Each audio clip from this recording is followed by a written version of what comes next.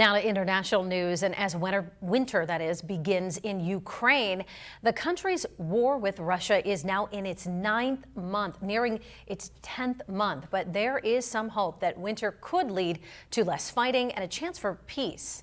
Although Russia managed to take control of some of those eastern parts of Ukraine, it has struggled to hold on to that land, especially the city of Kherson. So cold weather is setting in. Russian troops are getting out. They're withdrawing from the nearly destroyed city.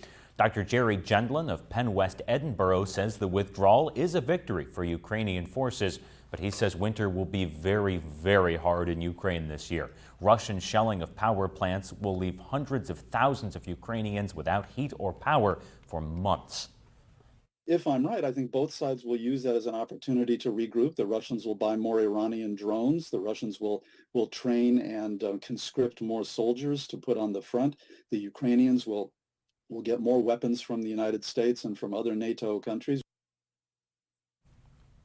Now, U.S. military leaders had said they hoped that the winter could bring at least a truce, maybe a chance to talk about peace negotiations. Dr. Gendlin today said, how do you even start peace negotiations, right? Russia's not going to pack up and go home and say they lost, and Ukraine's not going to give up any of its land, so likely to just entrench over the winter. Everybody fires missiles and rockets at one another, and then you pick back up in the spring. Terrible situation. Unbelievably awful. And knowing that it's almost getting into the 10th month.